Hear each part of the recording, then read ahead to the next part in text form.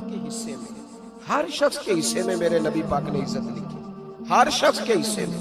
رسول پاک نے وقار, رشتوں کو حضور نے اتنا مضبوط کر دیا, اتنا مضبوط کر دیا کہ رشتے رشتے نہیں درد بن گئے. ماں کا نام آتا ہے تو آنکھوں میں آنسو آ جاتے ہیں, ماں کا نام آتا ہے تو دل تڑپتا ہے نا یار. یہ انقلاب ہے جو میلاد والے رسول نے برپا کیا. ورنہ حضرت طارق ابن عبداللہ کہتے ہیں میں حضور کے اعلان نبوت سے پہلے بھی مکے آیا تھا. آپ فرماتے میں نے ایک بوڑھی عورت کو, ایک نوجوان کو گلے میں رسی ڈال کے گھسیٹ کے لے جاتے دیکھا, تو میں نے اس سے کہا کہ یہ کیا کر رہے ہو, کون ہے یہ بی بی, کیا مسئلہ ہے؟ تو وہ کہنے لگا جی میری اماں ہے, بوڑھی ہو گئی ہے, کسی کام کی نہیں رہی تو بیچنے جا رہا ہوں, چلو کسی کے برتن جب مانجے گی تو میرے تو پاس کچھ نفع آئے گا نا بیچنے. یہ داستانیں نہیں, ابھی بھی جن لوگوں کی طبیعت سخت ہوتی ہے وہ قتل نہیں کر دیتے ماں باپ کو. واقعہ سنیے نا آپ نے کہ ابا میرے نام زمین نہیں کر رہا تو مار دیا. جب کلیجے سخت ہوتے ہیں تو کام ہو جاتا ہے. ایک طرف وہ منظر تھا اور ایک طرف یہ منظر ہے کہ حضرت حلیمہ سعدیہ رضی اللہ تعالی عنہ, ان کا نام نہیں ہے حضرت حلیمہ کا مسلم شریف میں, وہ امام زرقانی نے لکھا ہے, ورنہ مسلم میں یہ روایت اپنے اصل انداز میں موجود ہے. حضرت ابو ہریرہ رضی اللہ تعالیٰ عنہ فرماتے ہیں کہ جناب حلیمہ بوڑھی عورت, سادی عورت. اگر آپ کبھی معاشرتی لحاظ سے حضرت حلیمہ کا انداز دیکھیں گے نا, توجہ ہے میری بات پر, سمجھ آ رہی ہے آپ حضرات کو؟ جو ہمارا معاشرتی ماحول ہے نا, معاشرتی ماحول, تو حضرت حلیمہ سعدیہ رضی اللہ تعالیٰ عنہ کی حیثیت آج کے معاشرے میں اگر دیکھی جائے تو ایک آیا, بچوں کو پالنے والی آیا نہیں ہوتی, وہ آیا تھی. اسکول میں ایک آیا ہوتی ہے, جب بچہ چھوٹے ہمارے پرائیویٹ سکولز میں بچے جاتے ہیں تو عورت سنبھالتی ہے, دودھ ڈال دیتی ہے, کئی دفعہ فیڈر بھی پلا دیتی ہے. بچہ اگر پخانہ پیشاب کرتا ہے تو خدمت کرتی. یہ عورتیں اس زمانے میں چھوٹے بچے لے جاتی, پالا کرتی. تو بتانا دائی کی, آیا کی, میں مثال دے رہا ہوں, اور نرس کی کیا حیثیت ہے معاشرے میں.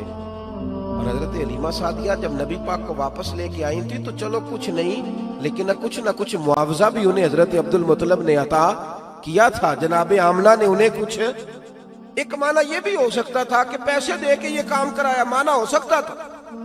آج جو گھر میں اماں برتن دھوتی ہے اس کی کیا حیثیت ہوتی ہے, وہ تو بیچاری جن برتنوں کو دھو کے ہمیں دیتی ہے, بعد میں انہی برتنوں میں ہم انہیں کھانا کھانے کی اجازت نہیں دیتے. لیکن میرے رسول پاک نے رشتوں کو عزت دے دی, اس طرح کی عزت دی, اس طرح کی عزت دی کہ جناب حلیمہ مسجد نبی کا دروازہ گزری ہی تھی کہ حضرت ابو ہریرہ فرماتے ہیں نبی پاک منبر پر اٹھ کے کھڑے ہو گئے.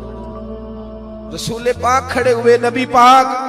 میں کبھی کبھی یہ روایت دیکھتا ہوں تو میرا دل کرتا ہے میں اپنے آپ سے پوچھوں, میرا دل کرتا ہے میں اپنے یاروں دوستوں خطباء سے, واعظین سے, پیروں سے, مشائخ سے پوچھوں کہ تو بھی بتا, جب تو شاگردوں کو پڑھا رہا ہوتا ہے اور تیرے ابا جی آتے ہیں تو کبھی اٹھ کے کھڑا ہوا ہے؟ اپنے جیسے لوگوں سے, اچھے علماء کی بات نہیں کرتا, کبھی سوال کرو. یہ بڑا مشکل کام ہوتا ہے, بڑا مشکل کہ عالم دین تقریر کر رہا, والد آ جائے, بندہ اٹھ کے کھڑا ہو. لیکن رسول پاک نے عزتیں دی, وقار دیا. جناب حلیمہ داخل ہوئی تو حضور منبر پہ کھڑے ہوئے اور اتنی تیزی سے حضور آگے بڑھے, اپنی چادر کو اتارا اور پھر میرے رسول نے زمین پہ بچھایا, اور پھر حضرت حلیمہ سعدیہ بیٹھ گئی. اور جناب ابو ہریرہ فرماتے ہیں جتنی دیر نبی پاک ان کے سامنے بیٹھے رہے, اتحیات کی حالت میں بیٹھے رہے. حضور نے رشتوں کو وہ وقار دیا, وہ حسن دیا کہ رشتے درد بن گئے ہیں. اب ماں کا نام دل میں بعد میں آتا ہے, زبان میں بعد میں آتا ہے, آنسو پہلے آتے ہیں. اب ماں کا رشتہ ایک وقار ہے, ایک حسن.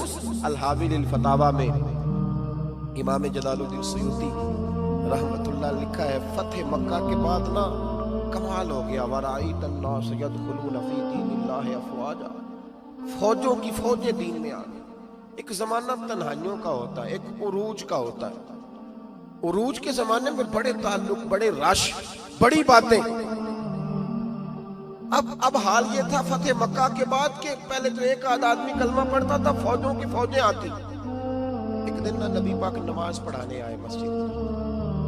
میرے نبی پاک صلی اللہ علیہ وسلم نے مسجد میں آئے تو مسجد کھچا کھچ بھری ہوئی, گلیاں بھی بھری, 10,000 کے قریب لوگ مدینے میں جمع ہیں حضور کے پیچھے نماز پڑھنے کے لیے. پڑھیے صلی اللہ علیہ وسلم. نبی پاک صلی اللہ علیہ وسلم تشریف لائے نا، جیسے ہی مسجد میں داخل ہوئے تو 10,000 کا مجمع اٹھ کے کھڑا ہو گیا.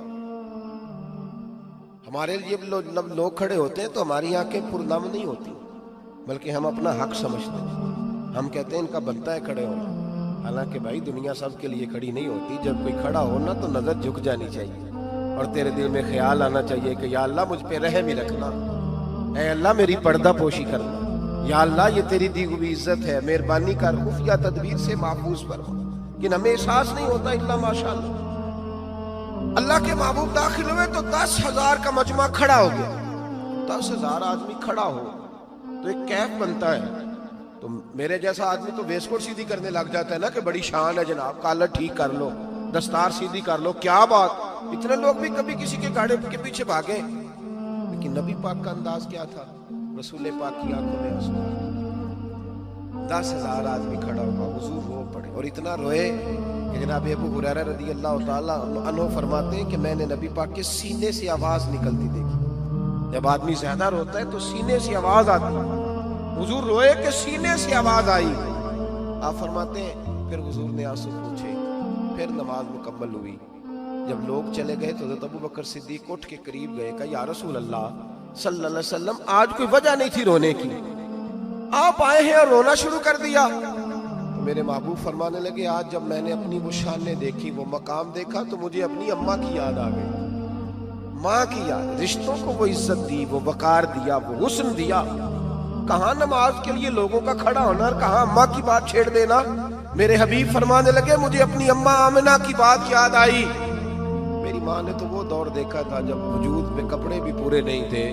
دل کرتا تھا آج اماں موجود ہوتی، میں نماز پڑھانے آتا، اللہ اکبر کہہ کے نیت باندھتا، سبحانک اللہ کے بعد سورہ فاتحہ پڑھتا اور سورہ فاتحہ مکمل پڑھ لیتا کہ میری اماں آمنہ کو کوئی کام یاد آتا. وہ پردہ سرکا کے کہتی بیٹا محمد میری بات تو سننا. تو محبوب فرماتے اللہ کی عزت کی قسم میں نماز چھوڑ دیتا، پہلے ماں کی بات سن کے آتا. میں چھوڑ دیتا نماز. وقار دے دیا، وقار، وہ حسن بخشا، وہ توانائی بخشی. کہتے پہلے تو یہ حضور رو رہے تھے نا، جب حضور نے وضاحت کی تو پھر سارے رونے لگ گئے، پھر سب رونے لگ گئے. پھر اپنا اپنا درد، اپنا اپنا ذوق، اپنا اپنا شوق. کیوں نہیں تو ماں کو عزت دیتا؟ کیوں نہیں تو چند گھڑیاں باپ کو ٹائم دیتا؟